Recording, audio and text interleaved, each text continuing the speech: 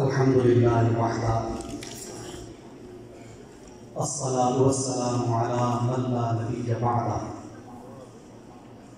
أما بعد فأعوذ بالله من الشيطان اللعين الرجيم بسم الله الرحمن الرحيم ادفع بالتي هي أحسن فالذي بينك وبينه عداوة كأنه ولي حميم آمنت بالله صدق الله المولانا العظيم.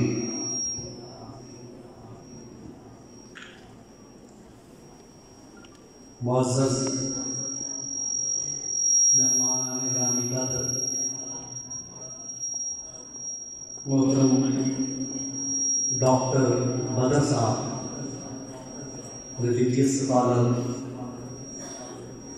علامہ افتخار صاحب، ریلیجیس اسکالر اور پیغام پاکستان کی جملہ اراکین وابستگان اور وومن یونیورسٹی کے اساتذہ، میری بہنیں طالبات، آج کے اس فورم پر اور اس کے انعقاد پر میں محترم خرم صاحب اور ان کی پوری ٹیم کو زمین قلب سے مبارکباد پیش کرتا ہوں، جو بیک وقت جہاد بالعلم بھی کر رہے ہیں اور جہاد بالقلم بھی کر رہے ہیں.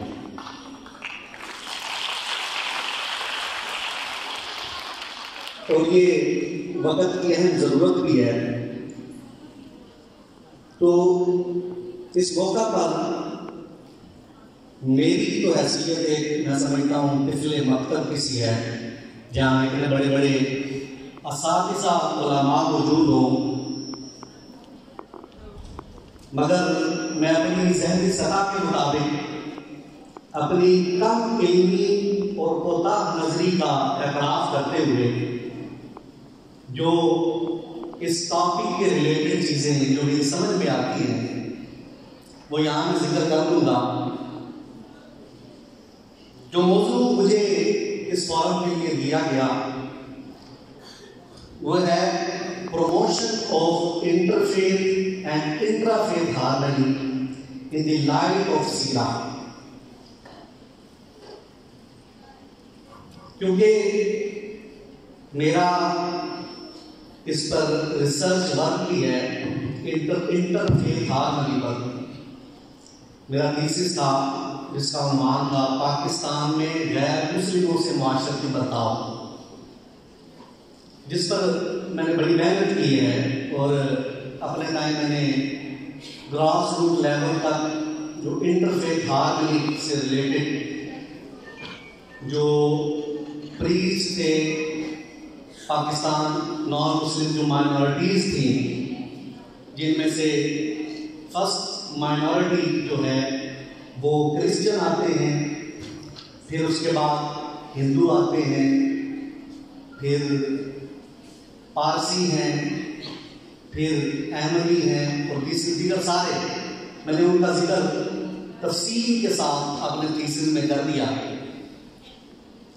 مگر یہاں پر اگر میں انٹرفیتھ کی بات کروں اور اس کی جو مثال ہے وہ سیرت رسول صلی اللہ علیہ وسلم سے دوں تو آقا جہاں رحمت للعالمین صلی اللہ علیہ وسلم، جن کی پوری زندگی جب سے آقا جہاں صلی اللہ علیہ وسلم نے بعثت کا اعلان فرمایا وہ ساری ابتلا و آزمائش کی زندگی تھی. آپ کو اس وقت سے ستایا جانا شروع کیا اور یہ ستانے کا عمل مکہ مکرمہ سے جاری ہوا. آپ پر عرصہ زندگی کو تنگ کرنے کی کوشش کی گئی، طرح طرح کی آزمائشیں آئیں، طرح طرح کی مشکلات آئیں، حتیٰ کہ شیب ابی طالب میں گزرے ہوئے وہ ابتلاء و آزمائش کے ساتھ جہاں ببول کے پتے کھا کر گزارا کرنا پڑتا، پھر آقا دو جہاں مکہ مکرمہ سے ہجرت کر کے مدینہ منورہ تشریف لے آتے ہیں تو سازشوں کا وہ تسلسل ختم نہیں ہوتا، بلکہ وہاں پر جنگیں مسلط کی جاتی ہیں، طرح طرح کے معاملات ہوتے ہیں۔ پھر حضور نبی کریم صلی اللہ علیہ وسلم اپنی حکمت سے اور اللہ رب العزت کی توفیق سے جب ایک فاتح کی حیثیت سے مکہ مکرمہ میں داخل ہوتے ہیں، اور جب آقا دو جہاں مکہ مکرمہ میں داخل ہو رہے ہیں تو اس وقت سرداران قریش جنہوں نے حضور نبی کریم صلی اللہ علیہ وسلم کا یہ عرصہ جنہوں نے آپ کے خلاف سازشیں کی، آپ کو تکالیف پہنچائی، آپ پر پتھر برسوائے، معاذ اللہ آپ کو پاگل تک کہا گیا، آپ کا معاذ اللہ گلا تک گھونٹا گیا، وہ سرداران قریش فتح مکہ کے بعد ایک مفتوحہ غلام کی حیثیت سے کھڑے تھر تھر کانپ رہے تھے، اور اس طرح کانپ رہے تھے کہ انہیں اپنے ماضی کے کیے ہوئے کرتوتوں کی وجہ سے اپنی گردن یقینی طور پر اڑتی ہوئی نظر آتی تھی، مگر اس مقام پر رحمت للعالمین صلی اللہ علیہ وسلم نے سرداران قریش کو مخاطب کر کے فرمایا، اے قریشیوں، تم کو کیا توقع ہے کہ میں تمہارے ساتھ کیا سلوک کروں گا؟ آقا جہاں کی انٹرفیت حال بھی دیکھیں تو اس وقت انہوں نے ڈرتے ہوئے یہ عرض کی، پھرداتے ہوئے جواب دیا کہ آپ کریم النفس ہیں اور شریف بھائی ہیں اور کریم شریف بھائی کے بیٹے ہیں۔ جب حضور نبی کریم صلی اللہ علیہ وسلم نے یہ جواب سنا تو رحمت اللہ علیہ نے ارشاد فرمایا، میں تمہارے ساتھ وہی سلوک کرتا ہوں جو یوسف نے اپنے بھائیوں کے ساتھ کیا تھا، اور سلوک یہ ہے آقا کو جہاں نے فرمایا آج کے دن تم پر کوئی الزام نہیں ہے، تم سارے آزاد ہو۔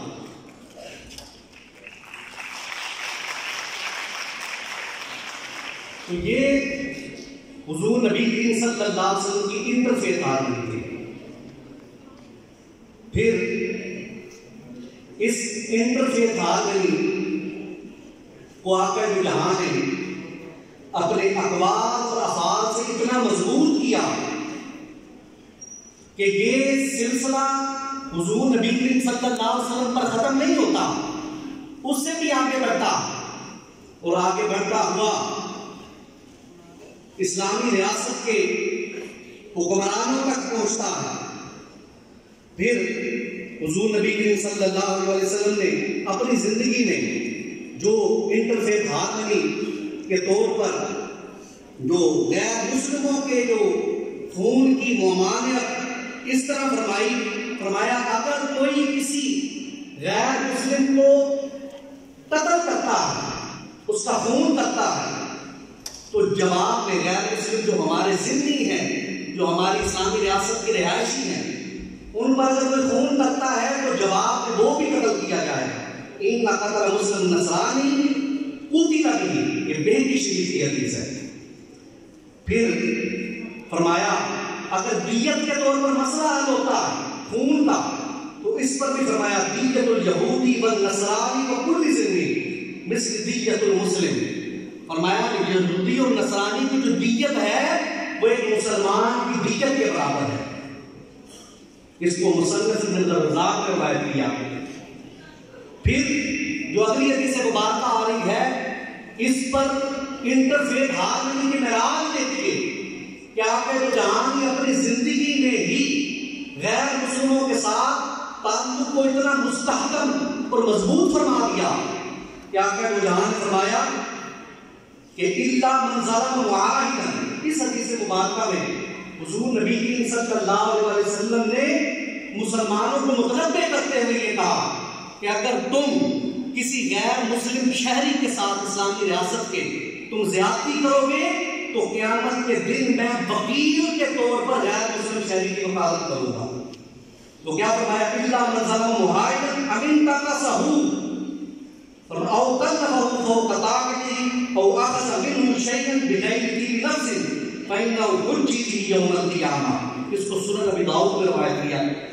فرمایا کہ میں اپنے غیر مسلم شہری کی قیامت کے دن غیر مسلم شہری کا وکیل بن کر مسلمان کے گریبان کو پکڑوں گا اور قیامت کے دن اس کو اس کا حق دلواؤں گا.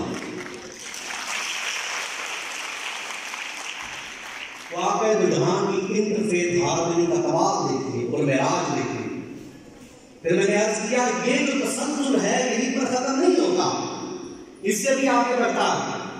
یہ کنورٹ ہوتا ہے مسلم حکمرانوں تک, پھر صحابہ میں کنورٹ ہوتا ہے, اہل بیت اطہار میں کنورٹ ہوتا ہے, ائمہ اہل بیت میں کنورٹ ہوتا ہے, ائمہ مجتہدین میں کنورٹ ہوتا ہے. پھر یہ چلتا چلتا تابعین تبع تابعین ائمہ مجتہدین تک آتا. تو اس کی ایک مثال, وقت کے دامن میں اتنی گنجائش نہیں, صرف ایک مثال ایک تبع تابعین بڑے مشہور جن کو محدثین جو ہے ان کو امیر المؤمنین فی الحدیث کہتے تھے. عبداللہ ابن مبارک کا واقعہ بیان کرتا ہوں. عبداللہ ابن مبارک جن کو امیر المؤمنین فی الحدیث کہا جاتا, ان کا ایک پڑوسی یہودی تھا. اس کو پیسوں کی ضرورت پڑی, وہ اپنا مکان بیچنے کے لیے نکلا. تو کسی نے پوچھا میرے مکان کی قیمت کیا ہے؟ تو اس وقت وہ یہودی کہنے لگا میرا مکان جو ہے یہ 2000 دینار کا. کسی نے کہا اتنی مہنگائی, تو اپنے مکان کی ڈبل قیمت کیوں لگا رہا؟ تو یہ میری بہنوں اور میرے بھائیوں اس یہودی کا جواب سنیے. یہ جواب جو ہے یہ ہمارے لیے ایک مشعل راہ ہے. وہ کہتا ہے تمہیں کس نے کہا کہ میں اپنے مکان کی قیمت لگا رہا ہوں؟ تو پھر پوچھا تم کس چیز کی قیمت لگا رہے ہو؟ تو وہ یہودی کہنے لگا تمہیں معلوم نہیں میرا ہمسایہ کون ہے؟ پوچھا گیا بتاؤ ہمسایہ کون ہے؟ فرمایا وہ کہنے لگا یہودی میرا ہمسایہ جو ہے عبداللہ ابن مبارک ہے. تو میں جو قیمت ہے اپنے مکان میں نہیں لا رہا بلکہ جو ہمسائے میں میرے ہیں. اور عبداللہ ابن مبارک کا طریقہ یہ تھا کہ وہ ہمسایہ بیمار ہوتا تو 3 دفعہ ایک دن میں اس کی بیمار کرسی کے لیے جایا کرتے تھے. اس کے ساتھ تعلق ایسا تھا. تو وہ خریدار نے پوچھا اگر عبداللہ ابن مبارک تمہارے ہمسائے نہ ہوتے تو تمہارے مکان کی قیمت کیا تھی؟ وہ کہتا پھر میرا مکان 1 دینار کا بھی نہیں تھا.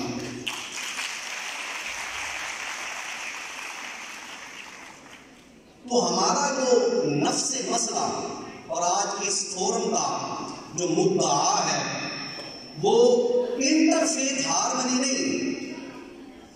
انٹرفیتھ ہارمنی تو ہمارا مسئلہ ہی نہیں, کیونکہ میں نے جو اپنی ریسرچ ورک میں جو چیزیں میں نے دیکھی اور پاکستان جو نان مسلم مائنورٹی ہے ان کا تعلق کسی بھی مذہب سے کیوں نہ ہو, اگر ان کو دیکھا جائے اور ان کا کمپیریزن کیا جائے, کمپیریٹیولی ہم دیکھیں تو جدھر اور ممالک کی طرف دیکھیں, آپ انڈیا میں مسلم مائنورٹی کا حال دیکھ لیجیے, برما میں مسلم مائنورٹی کا حال دیکھ لیجیے, آپ اسرائیل میں مسلم کا حال دیکھ لیجیے. پوری دنیا میں اگر آپ ان لوگوں کو دیکھیں, مسلم جو ہیں ان کو دیکھیں گے تو آپ کو پتہ چل جائے گا کہ ہمارا پاکستان میں جو نان مسلم مائنورٹی ہے ان کے ساتھ ہمارا تعلق کیا ہے. پاکستانی جو نان مسلم جو ہیں وہ اپنے حقوق انجوائے کر رہے ہیں. اگر کہا جائے جس طرح میرے بھائی یہاں پر گفتگو کر رہے تھے, یہ محمد اکمل خان صاحب, انہوں نے بھی جس مسئلے کا ذکر کیا وہ انٹرفیتھ ہارمنی نہیں بلکہ انٹرافیتھ ہارمنی ہے.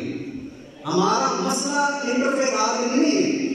اگر کوئی ہمارے جو نان مسلم جو پاکستانی ہیں وہ کرتے ہیں کہ ہمارے پاس یہ حقوق بھی نہیں ہے, ہمارے پاس یہ مسئلہ ہے, یہ مسئلہ ہے, تو پاکستان میں تو اب تک جو میجورٹی مسلم ہیں وہ بھی مسائل کا شکار ہیں. تو جس حد تک, اور اس بات کا اعتراف میں نہیں کرتا بلکہ نٹ گوگری واٹ جو مستشرق ہے وہ اپنی کتاب میں کرتا ہے, وہ کہتا ہے کہ جو مسلم جو نان مسلم کرسچن تھے وہ بجائے ایک مسلمان ریاست کی رعایا ہونے کی وجہ سے زیادہ انجوائے کرتے رہے ہیں اور زیادہ محفوظ خود کو تصور کیا کرتے تھے. تو اس طرح بہت سے مستشرقین نے بھی اس بات کا اعتراف کیا. تو میرا جو گفتگو کا دوسرا حصہ ہے انٹرا فیتھ ہارمنی، اور یہی اصل مسئلہ ہے. بدقسمتی سے جس منبر و محراب سے کبھی محبت و الفت کا پیغام دیا جاتا تھا اور قال اللہ و قال رسول کی صدائیں بلند ہوتی تھی، امت مسلمہ اور تمام انسانیت کو توڑنے کا نہیں بلکہ اس منبر و محراب سے جوڑنے کا کام ہوتا تھا، آج اللہ ماشاء اللہ وہ صدائیں دم توڑتی ہی نظر آتی ہیں. عشق و محبت کے ترانے دم توڑتے نظر آتے ہیں. جو اسلام غیر مسلموں کے لیے اتنا فراخ تھا، ان کو اتنی سہولیات دیتا تھا اور معتدل تھا، وہی اسلام اپنے مسلمانوں کے لیے اور اپنوں کے لیے اتنا کنجسٹڈ کیسے ہو سکتا؟ اس تنگ رزی اور فرقہ واریت کے پیچھے جس طرح اکمل خان صاحب نے فرمایا کوئی اور بھی محرکات ہو سکتے ہیں، مگر وہ آج کے فورم کا مدعا نہیں ہے، وہ کسی اور موقع پر بیان کیے جائیں گے. آج اس بزم کا جو ایجنڈا ہے وہ یہ ہے how we can promote inter and intra faith harmony. یہ آج کے اس فورم کا ایجنڈا ہے. تو انٹرا فیتھ ہارمنی جو اس کی کئی مثالیں دی جا سکتی ہیں. ایک مثال فقط میں آپ کو حضرت امام مالک جو 4 ائمہ فقہ میں ایک بہت بڑے امام ہیں، امام مالک، وہ جب ایک مرتبہ حج بیت اللہ کے لیے جاتے، حج بیت اللہ کے دوران طواف کعبہ کے دوران وہاں پر امیر المؤمنین ملتے ہیں، ان سے خلیفہ وقت ملتے ہیں اور خلیفہ وقت ان کو بڑی عزت و تعظیم دیتے ہیں. اور حضرت امام مالک کو وہ خلیفہ وقت یہ کہنے لگا کہ امام میرا دل یہ چاہتا اور میں یہ کہتا ہوں کہ جو آپ کے فقی جو آپ کے فتاوی جات ہیں ان کو یا تو ایک کتابی شکل دی جائے یا یہاں پر چسپاں کر دیا جائے کعبۃ اللہ کے سین میں، اور جتنے بھی جو قاضی القضاء پوری اسلامی ریاست سے حج کرنے کے لیے آئیں یا عمرہ کرنے کے لیے آئیں ان کو یہ فیصلہ دکھا کر یہ کہا جائے کہ امام مالک کے فیصلوں کے مطابق تم اپنے فیصلے کیا کرو. تو امام مالک نے فوراً جو خلیفہ وقت کو روکتے ہوئے یہ ارشاد فرمایا بات یہ ہے کہ صحابہ کرام میں بھی مختلف معاملات میں اختلاف ہو جاتا تھا، پھر وہی صحابہ کرام اختلاف کرتے تھے مگر اپنے اپنے معاملے میں اپنے اختلاف میں درست ہوتے تھے. وہی صحابہ کرام کو حضور نبی کریم صلی اللہ علیہ وسلم نے اطراف و اطراف عالم میں بھیجا تبلیغ کے لیے، انہوں نے اپنے اپنے نظریات پیش کیے تو لوگ ان کے نظریات سے مانوس ہیں. جب آپ میرا نظریہ ان سب پر مسلط کر دیں گے تو دین میں انتشار پیدا ہوگا. تو اس بات کا آپ تصور کیجئے آج کے ہمارے جو مکاتب فکر کے علماء ہیں ان کو اختیار مل جائے، ہر کوئی یہ چاہے گا کہ ہمارا جو نظام حکومت اور سلطنت ہے وہ سلطنت پر رائج کر دیا جائے، ہمارا جو نظام فقہ ہے، ہمارا جو مسلکی اختلاف ہے اس کو بالائے طاق رکھ کر جو ہم چاہتے ہیں وہ نظریہ پورے ملک پر قائم کر دیا جائے. مگر آئمہ کا یہ منصب نہیں تھا، آئمہ کا یہ مشرف نہیں تھا. انہوں نے ہمیشہ انٹرا فیتھ ہارمنی کو پروموٹ کیا. تو یہ ایک مثال میں نے دی، مگر اس کی اور بھی بہت ساری مثالیں ہو سکتی ہیں. مگر آپ اس فورم کو غنیمت جانتے ہوئے میں آپ کی توجہ چاہوں گا میری تمام بہنیں خاموشی کے ساتھ، میں اپنے آخری حصے میں آپ کی گفتگو کے خاموشی کے ساتھ میری یہ بات سنیں کہ اس فورم کو غنیمت جانتے ہوئے میں یہاں پر جو انٹرا فیتھ ہارمنی ہے اس کو پروموٹ کرنے کے لیے میں 1-2 سجیشنز جو ہیں اور سفارشات جو ہیں وہ یہ دینا چاہتا ہوں. وہ یہ ہے کہ بین المسالک ہم مانگنے کے لیے سب سے پہلے ہمارے مدارس میں جو پڑھایا جانے والا نصاب ہے جو کئی 100 سال پرانا نصاب ہے. قرآن صاحب میں آپ کی بھی توجہ چاہوں گا. کہ ہمارا جو نصاب ہے اس کو دور جدید کے ساتھ یہاں کوریلیٹ کرنے کی ضرورت ہے. اس میں انٹرفیتھ ہارمنی کے جو مضامین ہیں ان کو بھی شامل کرنے کی ضرورت ہے. اب یہاں پر دوسرا مسئلہ یہ آتا ہے کہ وہ مضامین کون سے ہونے چاہیے، پھر وہ کیا طریقہ کار ہونا چاہیے کہ اس کو شامل کیا جائے. جہاں میں مدارس کی بات کرتا ہوں وہاں اپنی یونیورسٹیز، اسکولز، یونیورسٹیز اور کالجز کی بھی بات کرتا ہوں کہ اس کے نصاب میں بھی ان چیزوں کو شامل کرنے کی ضرورت ہے اور اس کو بھی گو تھرو کرنے کی ضرورت ہے. تو کیا نصاب ہو جس کو شامل کیا جائے، وہ کیا طریقہ کار ہو. تو حال ہی میں جو ایک میرے استاد ہیں جس یونیورسٹی کے پروفیسر ڈاکٹر اختر حسین ازمی صاحب، جن کے نام سے آپ کافی لوگ واقف ہوں گے، میرے اساتذہ بھی واقف ہوں گے، ان کی جو کتاب ہے آداب اختلاف، انٹرفیتھ ہارمنی کے لیے یہ بہترین ڈاکومنٹ ہے جس کو بطور نصاب ہمیں اپنے جو ہے وہ اس میں کریکولم میں شامل کرنے کی ضرورت ہے. تو اس کے علاوہ اور بھی بہت سارے مصنفین ہیں جنہوں نے فرقہ واریت کے خاتمے کے لیے بڑا بہترین اور بڑا پروگریسو قسم کا کام کیا، جن میں سے ایک ڈاکٹر طاہر القادری بھی ہیں جنہوں نے ایک مکمل کریکولم جو انٹرفیتھ ہارمنی کا وہ شائع کیا، جن میں سے 25 کتب ہیں جن کو انہوں نے دے دیا ہے اب شامل کرنا یا کرنا نہ کرنا ہمارا کام ہے. ان میں سے ایک کام جو ہمارے علماء نے یہ جو پیغام پاکستان کی صورت میں یہ بھی کیا تو یہ بھی بڑا اپریشیٹیبل ہے. تو ڈاکٹر طاہر القادری صاحب کی جو کتب ہے ان میں سے ایک کتاب اسلام دا ریلیجن آف پیس اور ٹیرر کوسچن مارک، اس پر مکمل ایک کتاب ہے. فتویٰ آن سوسائڈ، بمبنگ اینڈ ٹیررزم، اس پر مکمل ایک کتاب ہے.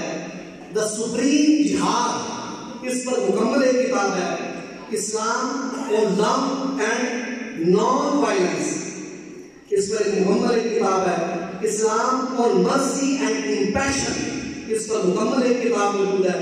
محمد دا مرسیفل، اس پر مکمل ایک کتاب موجود ہے. Peace, integration and human rights, اس پر بھی ایک مکمل کتاب ہے. Islamic curriculum on peace and counter terrorism, اس پر بھی ایک کتاب ہے. Islamic spirituality and modern science, اس پر بھی کتاب ہے. اسلام آن سرونگ ہیومینٹی، اس پر بھی ایک مکمل کتاب. اس کے علاوہ اور بہت سی کتاب موجود ہیں جن کو ہم اپنے نصاب میں انٹرفیتھ ہارمنی کے لیے شامل کر سکتے ہیں. تو دوسری اور آخری میری بات تجویز جو ہے، میں اس پر میں غلط بھی ہو سکتا ہوں، جتنی میں نے باتیں کی ہیں اس پر آپ کا مجھ سے اختلاف بھی ہو سکتا ہے، مگر میں نے کیونکہ میرا ایک طالب علمی ذہن ہے، چھوٹا ذہن ہے، میں اپنے لیول پر بات کروں گا. تو دوسری جو سجیشن اور آخری بات میں اپنی گفتگو کو کنکلوڈ کر رہا ہوں وہ یہ ہے کہ ہمارے مدارس کے جو طلباء ہیں وہ کسی بھی مکتبہ فکر کے مدرسہ میں جب داخل ہوتے ہیں تو ان کے اساتذہ اور ان کے ساتھ پڑھنے والے تلامذہ، ان کے کلاس فیلوز، اسی ایک خاص مکتبہ فکر کی ان پر چھاپ ہوتی ہے. اور جب وہ فارغ التحصیل ہو جاتے ہیں، جب وہاں سے نکلتے مارکیٹ میں جاتے ہیں تو وہ اپنے اپنے مکتبہ فکر کو پروموٹ کرتے ہیں اور خاص مکتبہ فکر کا پرچار کرتے ہیں. تو سجیشن میری یہ ہے کہ یہ جو اتنا خرچہ دیگر معاملات میں کیا جاتا ہے، ایک کام یہ بھی کرنے کی ضرورت ہے کہ جو بھی کسی بھی خاص مکتبہ فکر کا طالب علم جب تخصص کر کے شہادت العالمیہ کر کے کسی بھی ادارہ سے نکلتا ہے تو حکومت پاکستان اس کی سرپرستی کرے اور اس طالب علم کو، ان کے مدارس کے جو طلباء ہوتے ہیں وہ اتنے اچھے گھرانے سے نہیں ہوتے کہ وہ اپنی فیس بھی جو ہماری یونیورسٹیز اور کالج کی وہ برداشت کر سکیں. ان کو اسکالرشپ دیا جائے کہ وہ free of cost MPhil اور پی ایچ ڈی کے لیے ایڈمیشن لیں. جب وہ اور جس یونیورسٹی اور جس کالج میں وہ جائیں، جس یونیورسٹی میں مداخلہ لیں اور جس ڈپارٹمنٹ میں جائیں اس ڈپارٹمنٹ میں بھی ایک خاص ڈیکورم ہو. ان کے اساتذہ میں تمام مکاتب فکر کے اساتذہ شامل ہونے چاہیے، جس میں اہل سنت کے استاد بھی ہونے چاہیے، جس میں سلفی استاد بھی ہونے چاہیے، جس میں دیوبند استاد بھی ہونے چاہیے، اور جس میں اہل تشیعوں میں سے بھی استاد ہونے چاہیے. یہ تمام یہ ڈیکورم ہو اور طلباء کا خاص کوٹا ہو جس میں تمام مکاتب فکر کے طلباء کو داخلہ دیا جائے. جب وہ 2 سال ریسرچ ورک کریں گے، آپس میں بیٹھیں گے، آپس میں ان کا انٹریکشن ہوگا، ان کے پڑھانے والے اساتذہ بھی مختلف مکاتب فکر سے ہوں گے اور پڑھنے والے شاگرد بھی مختلف مکاتب فکر سے ہوں گے. جب وہ ایک خاص ٹائم آف پیریڈ اکٹھے گزاریں گے تو ان کو آپس میں ایک دوسرے کے سمجھنے کا موقع ملے گا، آپس میں ان کا انٹریکشن ہوگا. آپس میں جب وہ ایک دوسرے کو سمجھیں گے، پھر جب وہ ٹریننگ لے کے مارکیٹ میں جائیں گے، ان کے اندر برداشت بھی آئے گی، ان کے اندر ٹالرنس بھی آئے گی، اور ان کے اندر انٹرا فیتھ ہارمنی کا جذبہ بھی پیدا ہو جائے گا. تو میں بارے دیگر اس فارم کا اور تمام اپنے اساتذہ کا اور تمام شکریہ ادا کرتا ہوں کہ آپ نے جو اتنی بہترین کاوش کی ہے، اللہ رب العزت آپ کی اس کاوش کو قبول فرمائے اور ملک پاکستان کو اور عالم اسلام کو امن کا گہوارہ بنا دے. وآخر دعوانا الحمدللہ رب العالمین.